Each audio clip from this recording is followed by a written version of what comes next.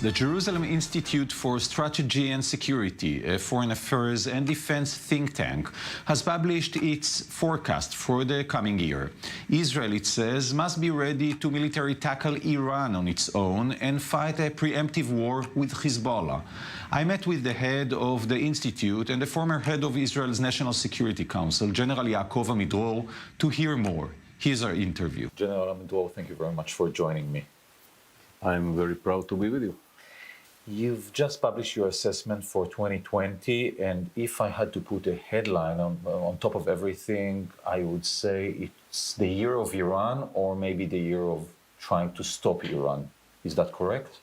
Yes, first of all, it's not my assessment. It's the institute that I'm belongs to. I'm now very proudly, I'm a member of two institutions, one of J.I.S.S in Washington, J.I.S.S of America, and one in Jerusalem, the Jerusalem Institute for Strategic and Security. And we published the assessment for the next year, in which we are emphasizing the fact that the efforts to stop Iran building its capabilities in Syria, as well as enhancing the capabilities of Hezbollah in Lebanon, are the two main efforts that Israel will have to push next year, because it is essential to the ability of Israel to defend itself in the future, to contain both the efforts of enhancing the capabilities in Lebanon and to build the independent Iranian war machine in Syria. And it is, all of that is connected to the efforts to stop Iran from going nuclear. But I believe that it is very much connected. If we do not stop the Iranians in Syria and in Lebanon, they will have enough capabilities to threaten Israel, and no one in Israel will be capable to make the decision which might be needed to use force in Iran. So the attempt of the Iranians to build their nuclear umbrella is very much connected to their efforts to build the Iranian war machine in Syria and to enhance Hezbollah capabilities in Lebanon. So let's slice all of that and start with the nuclear capabilities. You're saying that we might see a rise in the upcoming year, and you see a threat not only in Iran trying to break through in their nuclear ambitions, but in the chance that they will go back to the negotiations with the U.S. Both sides, in your eyes, are quite risky. I represented Israel in the negotiations with the Americans before the previous agreement that they had with the Iranians, the bad one. The JCPOA. Which was from which President Trump pulled out. And we learned through this experience that there are two bad challenges. One is to stop Iran from building its nuclear capability. The other one is not to let the Americans or others to sign a bad agreement under which the Iranians can, for the long run, building this capability. And we had been surprised by the American in the last agreement. They didn't tell us that they are going to negotiate. They didn't tell us about the details. When we found what is in the agreement itself, we understood that it is a very bad agreement. We told them immediately that it is a very bad agreement.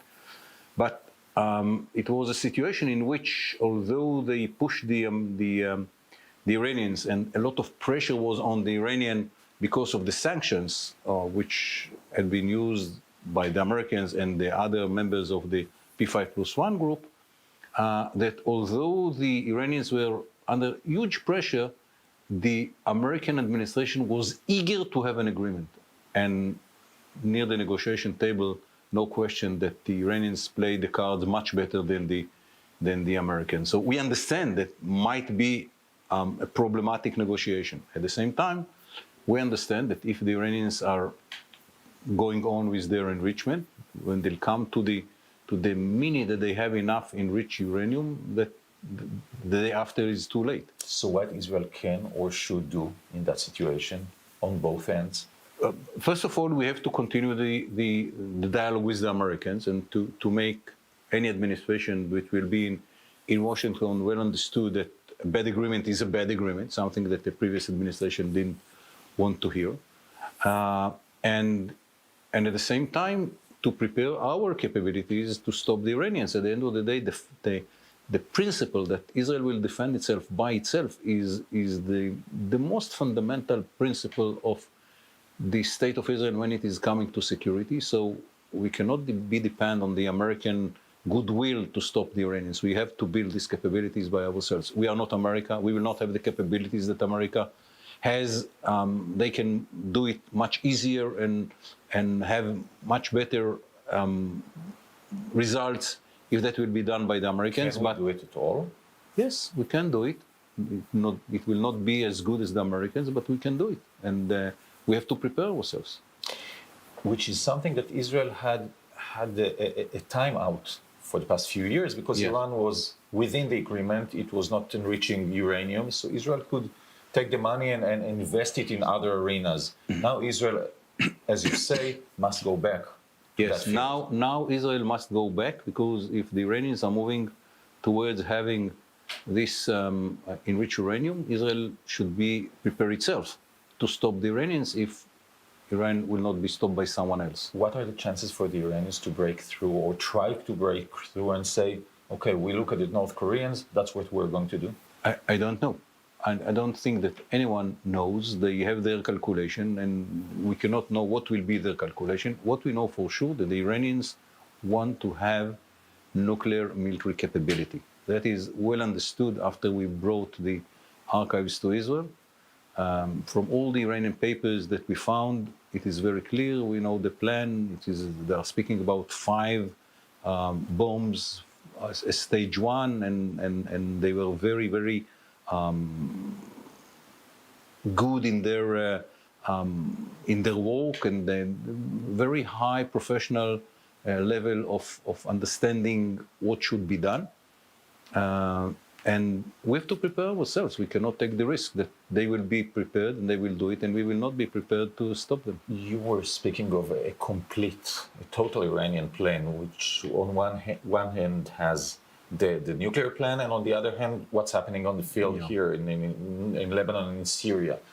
One thing that you're writing in your assessment is that Israel should be ready for a preemptive strike in Lebanon against Hezbollah, which is something new. We always speak of a must war, only if we have to fight them and only if we are attacked. You're speaking of something totally different. No, I'm not speaking about something different. We might come to a point in which we will have to attack Hezbollah and the Iranians in Syria, because the other option is that they will build such capability that Israel will not have the ability to deal with. Think about the number of missiles and rockets in the hands of Hezbollah of today. It's between 75,000 to 100,000 rockets and missiles. I hope that our intelligence is more accurate than my assessment. If 60-70% of these missiles and rockets will be accurate, how Israel will be able to defend itself? You cannot build 75,000 interceptors. Economically, it's impossible. What about the infrastructure in Israel? Israel is a very little country.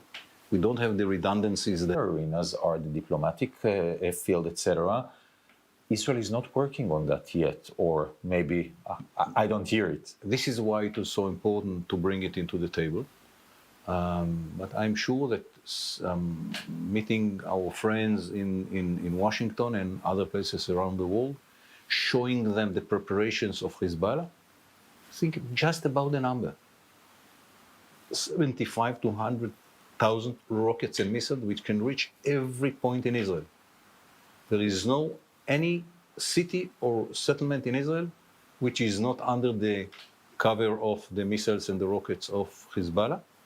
And if that will be accurate missiles and rockets, it will change the whole scene and the whole capabilities, Can and Israel we should prevent it. Can Israel gain legitimacy, international legitimacy for such an act?